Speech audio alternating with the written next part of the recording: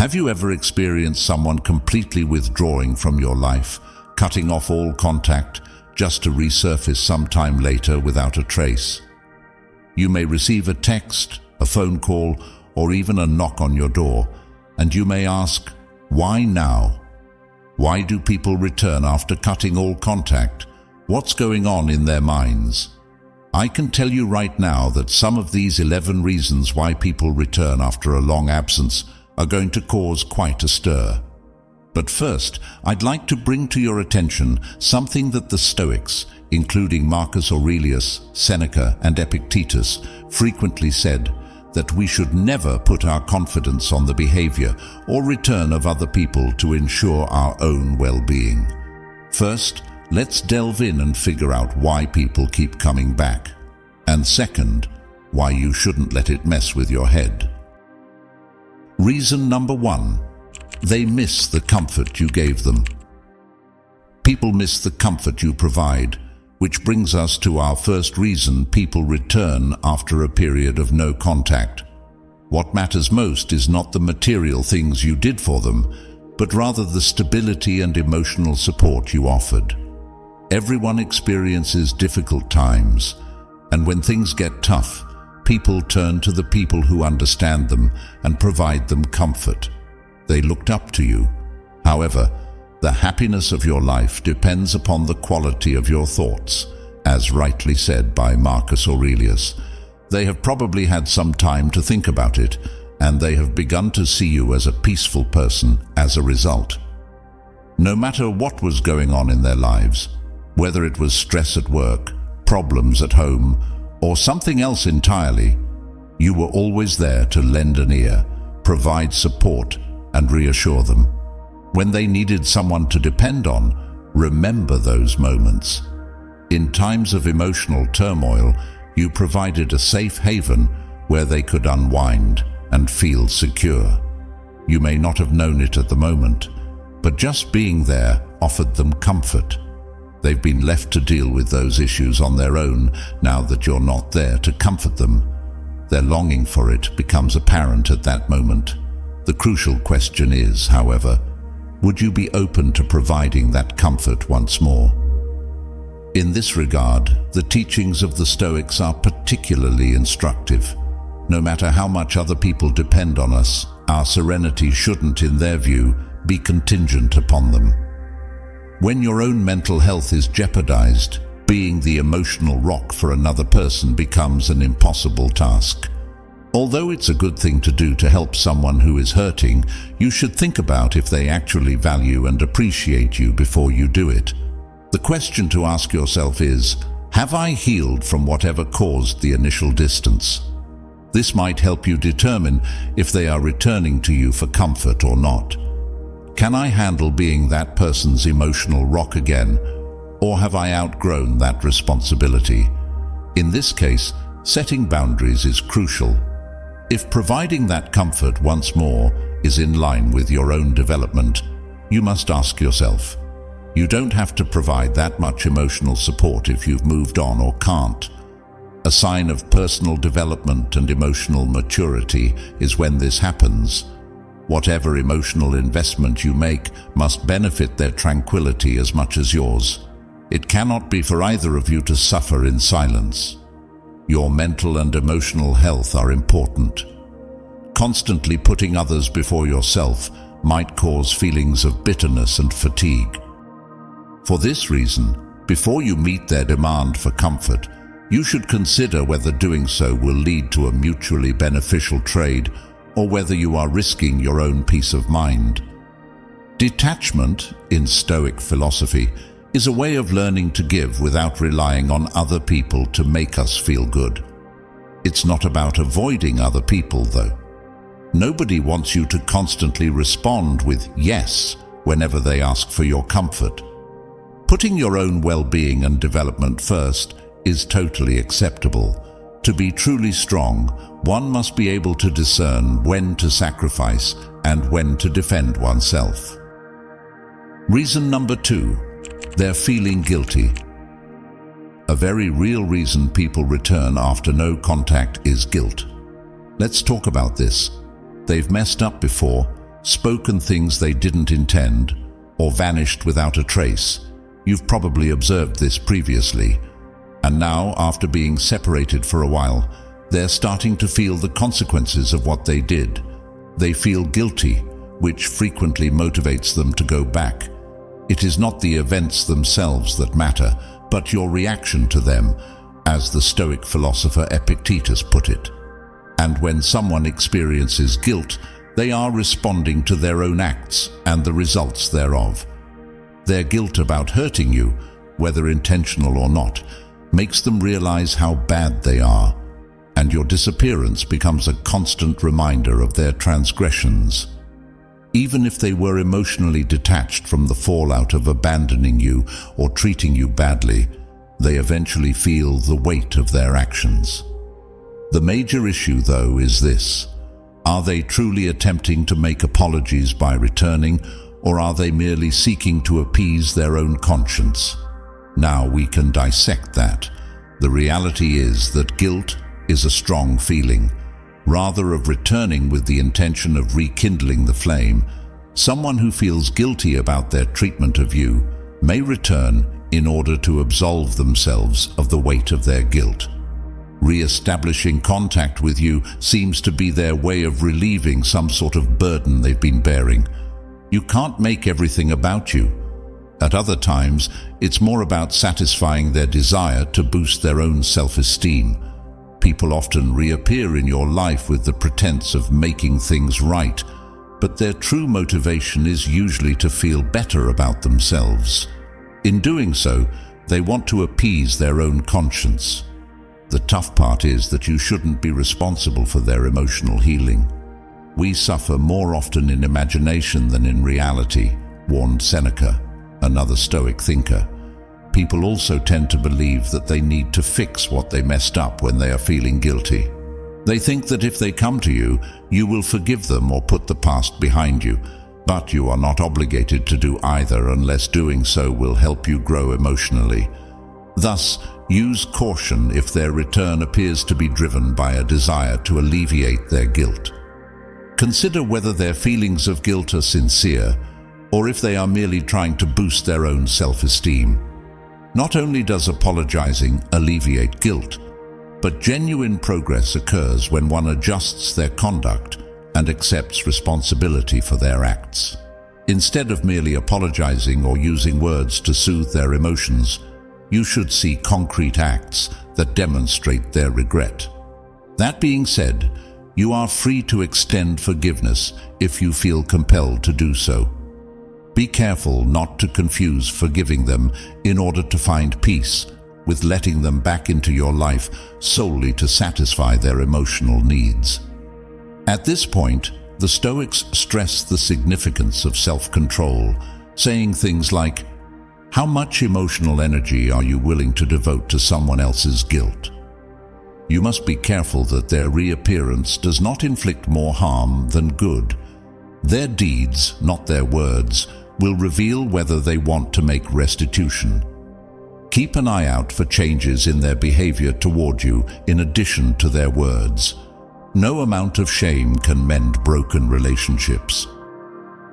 Reason number 3, their new relationships didn't work out. It's not easy to explain, but sometimes people come back after a long absence because their new relationships didn't pan out. It doesn't matter if they abandoned you for another person or attempted to move on in search of something better. Sometimes things don't always turn out the way you expected. Looking back, they see how much more significant their time with you was than they initially realized. We suffer more often in imagination than in reality, remarked Seneca, a Stoic philosopher. They probably departed in the hopes of discovering something new, something more thrilling, or something to satisfy their emptiness. But as soon as they dove headfirst into that new relationship, they discovered that nothing could ever match the depth, stability, and emotional connection they had with you. Now that we know they couldn't succeed in replacing you, let's investigate why they keep coming back. When something is gone, people often don't realize how lucky they were.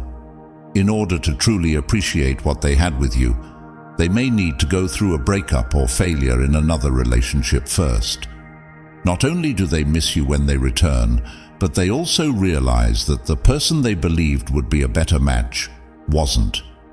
They now realize that what you gave them was unique and impossible to find somewhere else, be it the chemistry, the emotional connection, or the general compatibility. Keep in mind that even if they were truly interested in you, they might have been hiding from something else. They may have failed to completely value you during your time with them, and they may not have known how precious you were until you were gone. Their new romance fizzled out, and now they're returning for what they think they lost. But you have to wonder, are they coming back because they really want to get back in touch with you? Or are they just searching for a safety net? Their last relationship may have ended in disappointment, and they may be seeking stability and comfort in you, something they may have lost in their previous relationship. When their relationships with other people fail, they turn to you as an emotional safety net. Being someone's emotional rebound or second choice isn't what makes a relationship valuable, as the Stoics would tell us. Be tolerant with others and severe with yourself. That was Marcus Aurelius. It is one thing if someone returns after realizing they were wrong. It is another thing entirely if they are only looking for solace following an emotional disappointment. Think about it. Once their new relationship failed to live up to their expectations, are you prepared to be their emotional support system? Perhaps you've moved past that stage of your life. Without going through the pain of trial and error with other people, you deserve to find someone who appreciates you for who you are.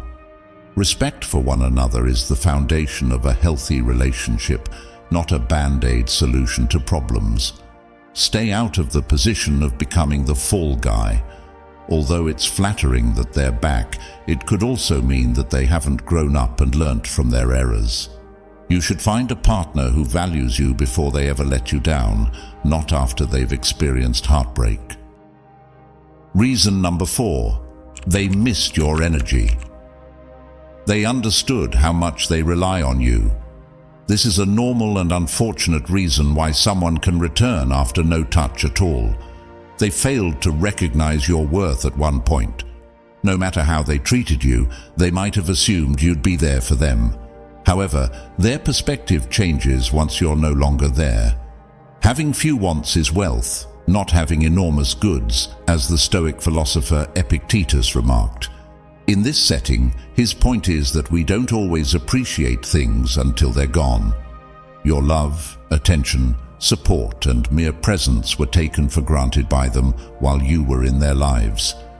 They don't start to appreciate what they have until you're gone. The harsh reality is that many people, once they become used to a relationship, stop trying to make it work. Their level of confidence drops. They think you'll be there for them no matter what. Emotional support, tenderness, company, until you're gone, of course. When this occurs, it usually takes a significant void in their lives for them to appreciate how much you meant to them. Is their comeback an honest attempt to treat you better, or are they simply coming to terms with the fact that they can't get someone else as quickly as they had anticipated? To maintain emotional health, the Stoics say to pay attention to what you can control. While other people's treatment of us is out of your hands, you can decide whether to forgive them when they've cheated on you. The tough part is figuring out if someone who took advantage of you is returning because they've had an honest epiphany about their behavior and how they treated you, or because they miss the security and comfort you offered. Is it because they truly value you, or are they desperately trying to regain what they lost when you were in the relationship? The deciding factor here is whether they are driven to return because of growth or loss. It could be an indication of change if they've had time to think about it and truly understand how much they took advantage of you. However, exercise caution if their return is motivated by regret, as they seek to recover something they have lost without fully comprehending what went wrong. Always keep in mind that the Stoics emphasized that we should not let the acts of other people determine our happiness or value. You can tell how much progress they've made in self-awareness if someone returns after treating you for granted. Is it true that they've transformed? Will they break out of their routines and treat you with the dignity that you merit, or will they continue to act indifferently? Just because someone has come to appreciate your value doesn't mean you have to accept them back. Their approval doesn't determine your value, rather, your worth is intrinsic and constant, regardless of their perception. You must choose if they have merited another opportunity or if you would be better off proceeding independently of them. The Stoics were right when they said that the best way to take care of yourself is to surround yourself with positive, uplifting interactions rather than toxic ones. Reason number 5. Nostalgia kicked in. They require resolution. You can't miss this one. No matter how long it has been since you last spoke, certain people will eventually come back to you just to clarify what transpired between you. In order to go on, to finally grasp what happened, or to put the past in the past, they require closure because they feel that something is missing. And coming back is how they keep looking for that one missing piece. A person's thoughts have the power to color their soul, as the Stoic philosopher Marcus Aurelius wisely put it. People who suffer from unresolved emotional baggage often find that their minds continually going back to previous experiences in an attempt to make sense of them or find a solution to the problems they are experiencing. Because of this, they may return to your office in the hopes that talking to you will help them finally put the pieces of their emotional or mental puzzle together. Acknowledging that closure is a very individual experience is critical. Due to unsolved questions, people frequently seek resolution. Perhaps they will never completely comprehend the reasons for your breakup, the end of the relationship, or what went wrong. This haziness prevents some people from moving on, emotionally paralyzes them, or leaves them mired in the past. They seem to be on the lookout for something, like a rationale, an explanation, or a solution to help them overcome their pain. The hitch is that the other person isn't the only one who can bring closure. It is our personal responsibility to ensure our own mental tranquility, as the Stoics taught. No man was ever wise by chance, Seneca remarked. When we learn to deal with our feelings independently, rather than seeking approval from others, we gain insight and eventually closure. Is your presence necessary for them to find peace, or can they find closure on their own? Closure may seem like the morally correct thing to do to you. Peace of mind is something that everyone should have, isn't it? But let us be clear. Getting closure doesn't necessarily entail talking to or getting answers from the person who hurt you. Resolving an issue can at times be a personal journey. You have to wonder if they want closure for their own benefit or yours. If they keep returning for the same reasons, you said they needed your answers to move on. This is the most important part. Are you at a place in your healing process where you can emotionally give them that closure? If you're not mentally prepared to give someone closure, it might be extremely taxing. Closure doesn't always mean finding the ideal solution. Sometimes it means realizing that certain questions can wait, some loose ends can remain untied, and that it's all right to go on. Life is full of unknowns, and the Stoics were great at realizing that striving for certainty is pointless. Because life is complicated, it's important to remember that we don't always need to know every single answer.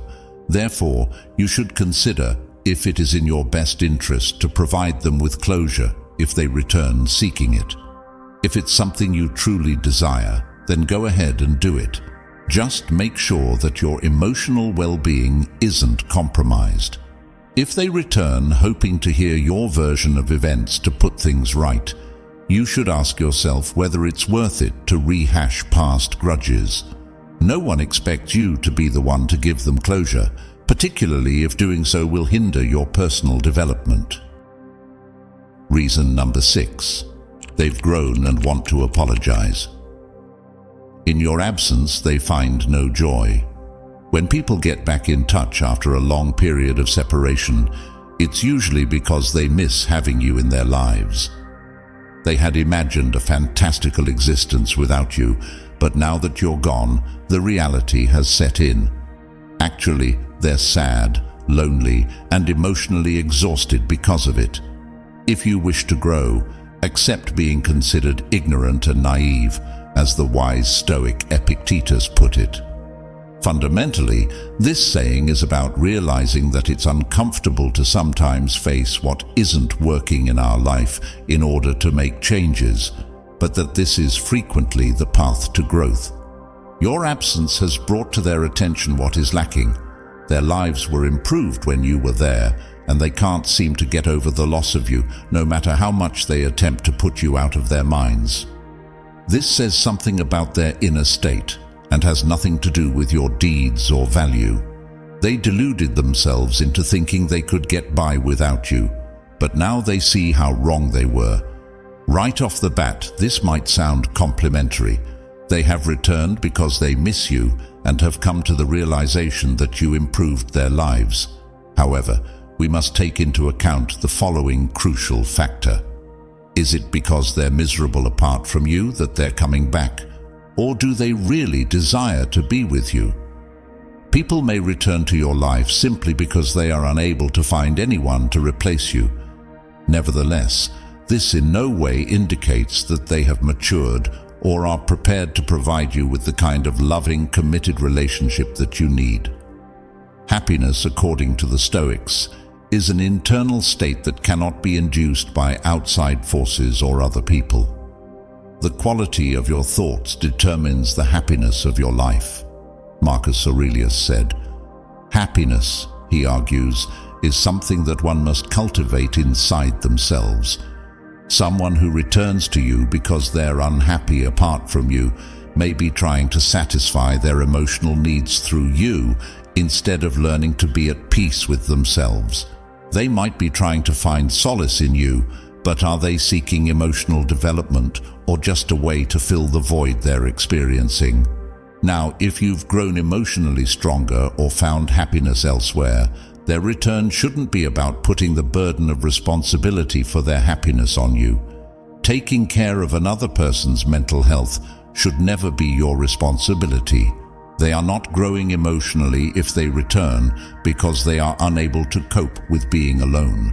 And what can prevent you from achieving your full potential instead of love or relationship is emotional dependence. Here, the most important thing to consider is if they return for the purpose of creating something meaningful with you, or if they simply require you to fulfill their emotional needs. You can tell them apart. Filling an emotional emptiness shouldn't be the foundation for a relationship.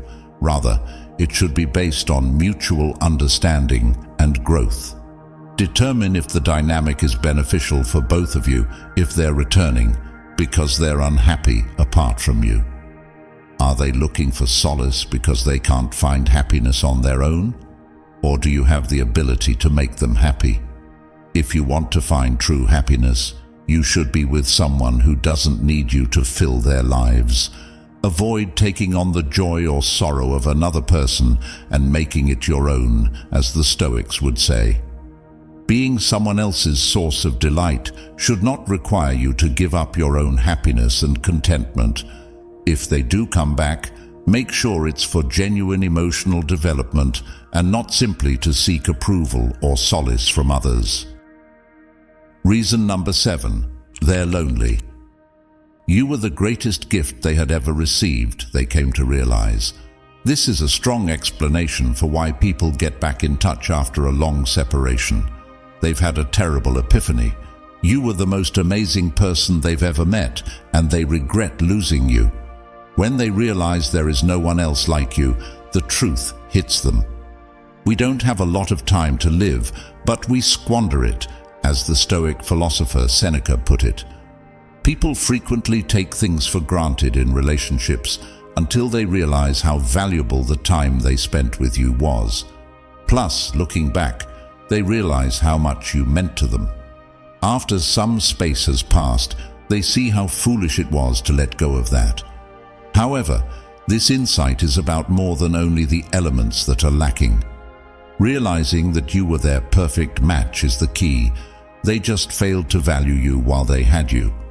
Sometimes, in the midst of everything going on, people fail to see the significance of what is immediately before their eyes. They couldn't perceive your support, love, and genuine care at the moment.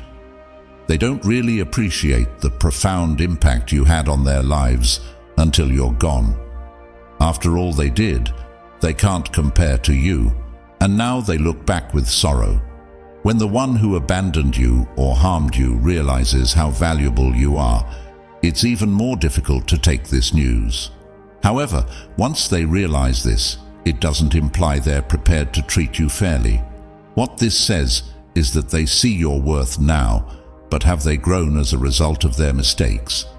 Are they prepared to mature, or are they just returning because they haven't found someone else who can compare to you?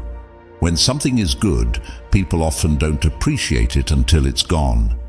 When they notice you're not around, it all becomes crystal plain. For them, the connection provided an oasis of happiness, safety, and love when they had previously felt none. Still, it begs the question, have they matured and changed? Or are they desperately trying to cling to the memory of you as their only true love? Never put your faith in other people to validate your value. The Stoics teach us that we can never rely on that. You control your thoughts, not the world around you, Marcus Aurelius proclaimed. You will discover strength once you realize this. Keep in mind that they were never the ones who determined your worth. Whether they knew it or not, you were always valuable. In the event that they return, you must decide whether or not to provide them another opportunity. While it's great that they've come to terms with your value, you shouldn't hastily accept their return just because. What matters most is figuring out if their sentiments are genuine and if they are prepared to treat you with the dignity and worth you deserve going ahead. It's not enough for them to say you're the finest thing that ever happened to them. What matters is that they've learnt to appreciate you every day, not simply while looking back. Always keep in mind that a relationship isn't about someone else realizing your value after the fact. It's about two people respecting and growing closer to one another. Be sure they're not just trying to fill a hole. If they return, it should be with the intention of improving themselves. Someone should appreciate you for who you are right from the beginning, not after it's happened. Reason number 8. They're testing the waters. Their goal is to reignite the flame that dies out. After a period of no contact, some people may return in an effort to reawaken the bond they felt with you. Not because they've matured or changed, but because they long for the things you had and think they can bring them back. What made things perfect in the past? The partnership, the spark, the emotions. No matter what occurs to you, what matters is how you react to it, as the Stoic philosopher Epictetus put it. Their desire to reclaim what was lost motivates them to return in this instance. A return to their previous level of success may be within their grasp if they just go back to where they were. This is where things get problematic, though. Is it possible to return to an ending? Is it possible to reignite a once dormant fire? Sometimes it's hard to resist the allure of starting a fire again. Everyone longs for a simpler time, a time when love was new and everything was ideal. Indeed, relationships, just like everything else in life, are in a constant state of flux. Past successes might not be indicative of future success. Realize that relationships change over time, people develop, and situations arise, as much as it hurts to want for a return to the past. Is their growth genuine, or are they just longing for a bygone era? Is it because they would rather relive the past than deal with the real problems that led to the breakup? As the Stoics point out, neither the past nor ourselves are within our control. It is your thoughts, not external circumstances, that you can control, as Marcus Aurelius wisely put it. Since this is the only thing we have control over right now, we need to pay attention to the here and now. You can't turn back the clock and restore your relationship to its perfect state. You have the power to choose your attitude toward the here and now, and to decide if it's worthwhile to put your energy into someone who would rather dwell on the past than build something new with you. Rekindling the relationship without making any genuine changes can be more of a pipe dream than a practical possibility if they return with that intention. Determining if their return is motivated by a desire to grow closer or by a want to reignite a dormant romance is the most important thing to keep in mind. Would you be open to returning to an unsuccessful strategy if that's the case? Know the difference between longing for the past and actually making a difference. When we're too caught up in the past, our memories could make us forget what led to the breakup. Before you let someone back in with the intention of rekindling the relationship, consider whether they actually have something fresh to contribute or if they are merely rehashing old feelings.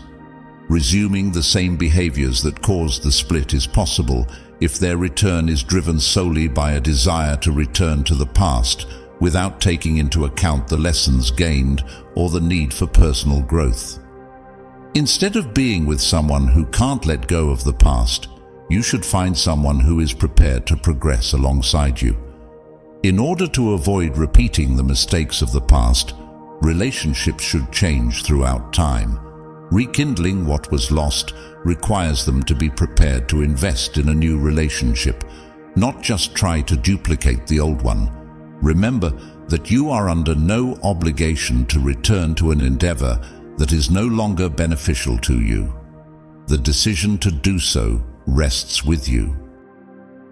Reason number 9. They realized your value. Everyone wants to see proof that they've changed. One of the most convincing reasons someone might come back after a long absence is if they truly believe they have improved and would like to demonstrate it to you. They feel prepared to give you the connection you deserve after pondering and resolving their own concerns. They are returning to show you that they have changed, even if they know they treated you badly before. It is not that things are hard because we are afraid of them. Rather, it is that we are afraid of the consequences of taking risks that make things difficult, as the Stoic philosopher Seneca noted. Basically, it takes guts to admit when you're wrong, make changes for the better, and really put in the work if you want to develop and grow as a person. Someone has to really examine themselves and decide to improve, not only for you, but for themselves, before they can return and claim they've changed. The question is, can you believe that the change they're proposing is genuine, or is it only a band-aid solution? A lot of things cause people to evolve. They return on occasion because they have taken the time to reflect on their actions and have resolved to improve going forward. They might have noticed your poisonous actions, emotional immaturity, or previous errors that led to your relationship ending. At this point, they are trying to prove to you that they are unique. But here comes the tricky part: figuring out if their change is real or if it's all an act.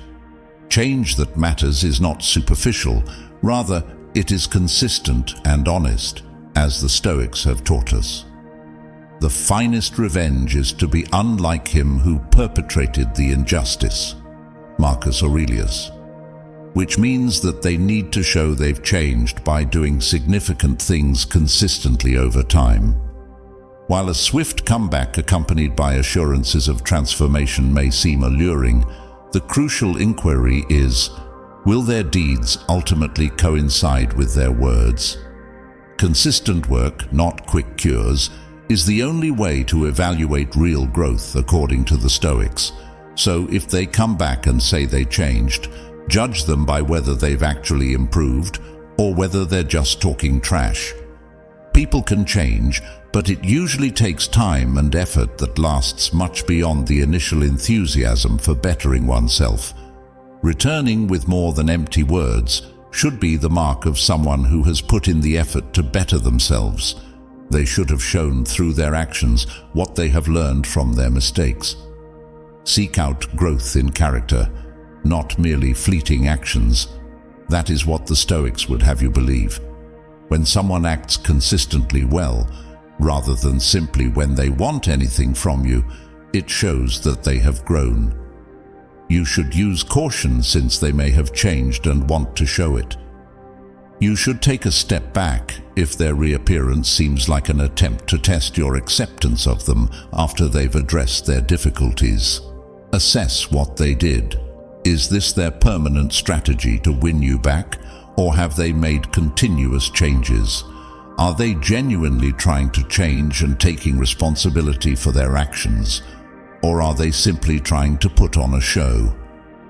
Keep in mind that you deserve a partner that shows improvement in more ways than one, through words and deeds.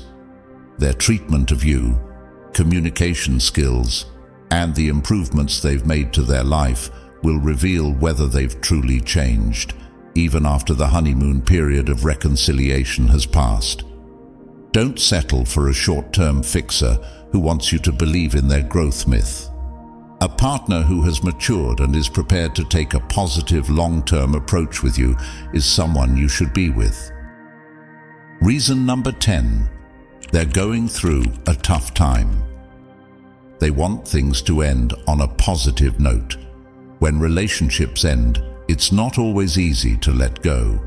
There are unanswered questions, unspoken things, or emotional scars that never completely healed.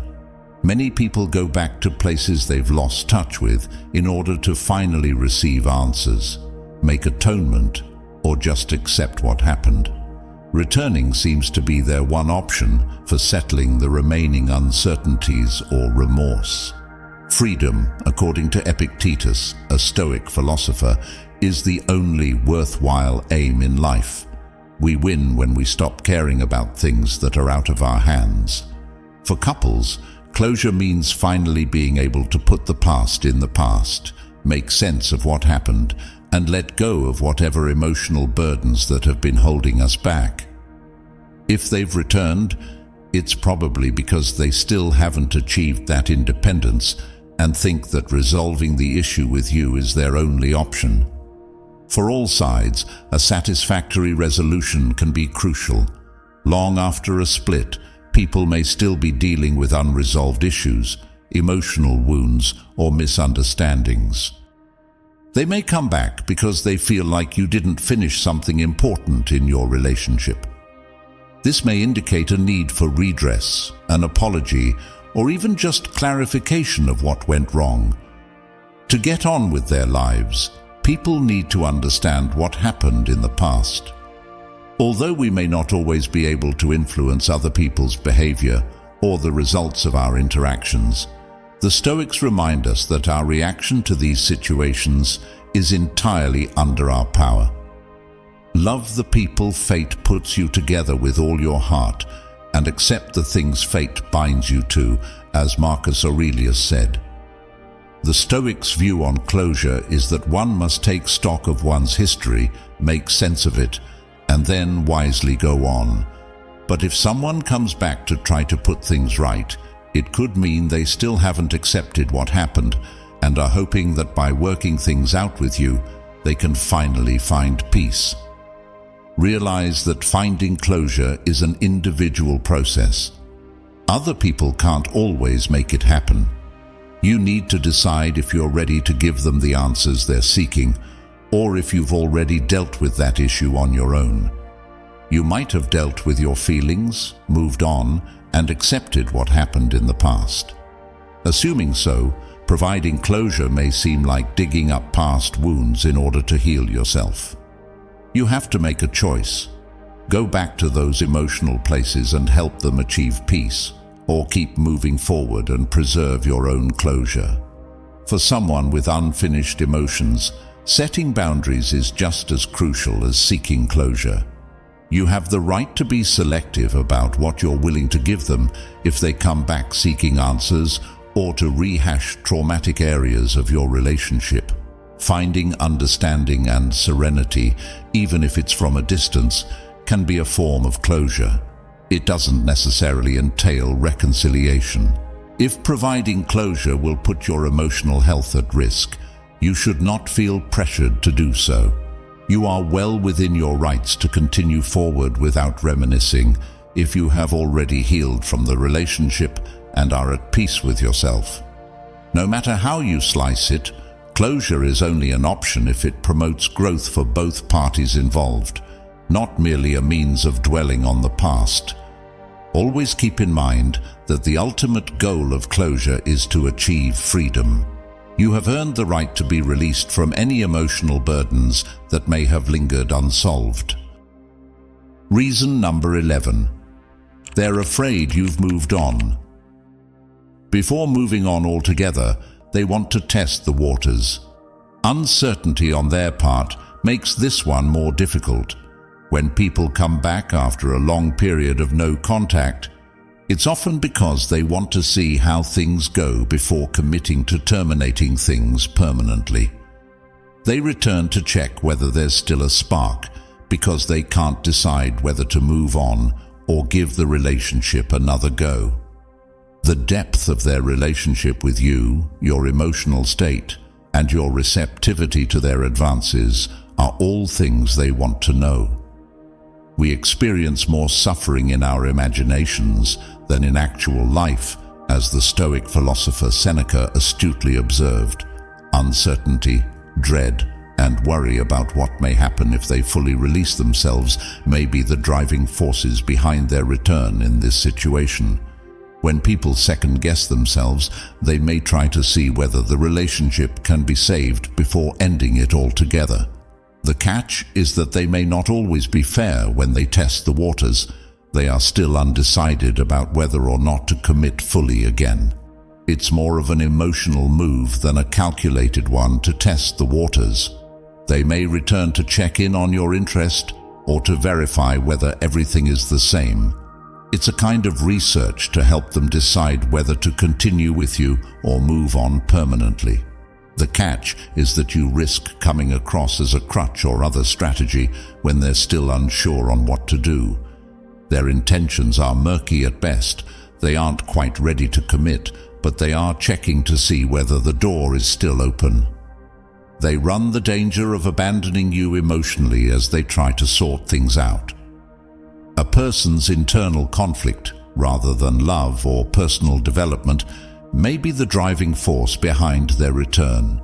They aren't sure whether to try to reignite anything with you or move on with their lives. Somewhat, they may be attempting to reassure you, gauge the strength of the emotional bond, or gauge whether you value the relationship as much as they do. They want to know where you stand before making a decision, even when they aren't sure how they feel. The Stoics would tell us that the key to emotional regulation and mental calm is embracing uncertainty and releasing our grip on things beyond our control. Ignore things over which you have no control, as Marcus Aurelius wisely put it. This person's doubt is beyond your control, so when they return to test the waters, you must accept it. How you react to them is all that's under your control, and you have to ask yourself, do you want someone who is certain about wanting to move forward with you, or do you want to be a part of their uncertainty? You should not settle for a partner who lacks self-confidence. It could be an indication that they aren't totally committed to the concept of staying with you for the long haul if they're coming back to see how things work. If they still haven't decided, you deserve better. They might be seeking validation or trying to figure out if they can continue to be in your life. Instead of someone who is only testing the waters to see whether things could work again, you should find someone who is confident in their feelings and willing to give you their all. Being honest with yourself about your limits and what you can handle is crucial. While you may not be able to influence another person's lack of resolve, you do have power over your own willingness to join in on their uncertainty. Refrain from letting other people see you as a fallback while they find their true desires. You should settle down with a partner who is prepared to commit to you and your future plans. You should jump into a stable and satisfying relationship, not settle for someone who is still exploring. You now have 11 reasons why people return after an absence of communication. While it's helpful to grasp their perspective, keep in mind the timeless advice of the Stoics. You should prioritize your own improvement and contentment over the return of others. Their return doesn't necessarily imply you have to accept them back, as we've witnessed today. Embrace serenity, put personal development first, and release toxic emotions. Please consider giving this video a thumbs up and sharing it with someone who might benefit from this reminder if you found it useful. To see more uplifting videos like this, subscribe now. Keep smiling, keep learning, and I'll see you in the video after this one.